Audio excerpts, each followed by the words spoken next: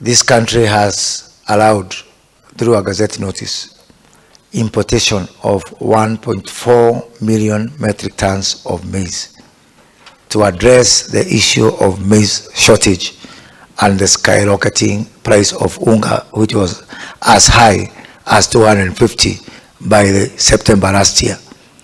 Mr. Speaker, this country has also allowed importation of 1.2 million tons of rice, despite the fact that we have got rice in Moya, in Kirinyaga County, we have got rice in Ahero, in Kisumu County, but it was necessary because of the drought situation, the famine, the food shortage that was there, to make that move and also to manage the cost of living.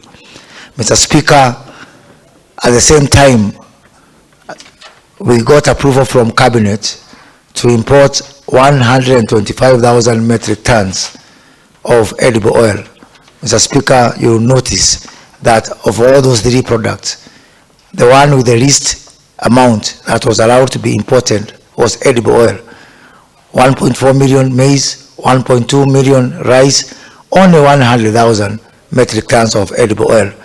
Yet the attention out there is not about rice, and farmers from Moya and Ahero would be justified to rise and say, why are you importing rice and you have got rice in farm rice?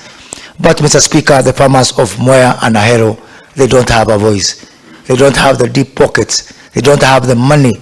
They don't have the kind of checkbooks as would be required to create the kind of noise that has been heard in the media.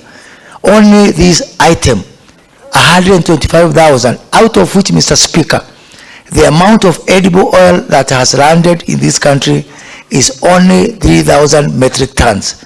That is close to 170,000 jerrycans of 20 liters that are used in our homes. So only 170,000 families is what have benefited from what has been imported by KNTC. Mr. Speaker, when we started this importation, there were even cartoons in the media. There were a lot of jokes and memes going around in social media about the price of edible oil. It was said to be among the most expensive things to buy. By that time, Mr. Speaker, 1 liter of edible oil around November, first week of December, when I addressed the Kenya Association of Manufacturers about this issue, it was 400 shillings per kilo. And that time, Mr. Speaker, on my first day of work, speaking at KICC, after being sworn in, I told the edible oil industry that this is not acceptable and this is not sustainable. And I asked them to do whatever it takes to ensure that we have a level playing field, and also to ensure that the price of edible oil comes down. Mr. Speaker, I instructed KNTC to import edible oil with a target that 1 kilo of edible oil would retail at 250 shillings. Mr. Speaker, because of only 170,000 jerrycans, the price of edible oil today has dropped to 218 shillings per liter, Mr. Speaker.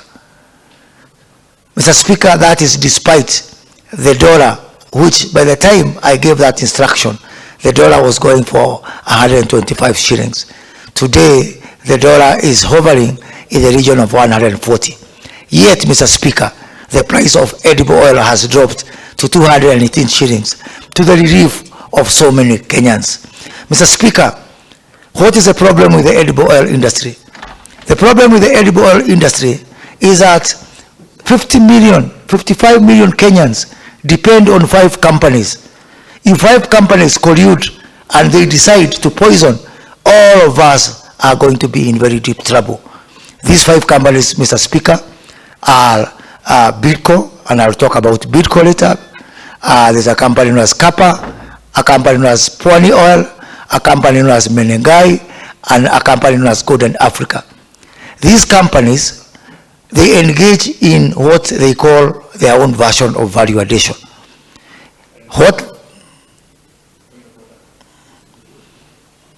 Senator Chute, you know you cannot raise a point of order against the CS.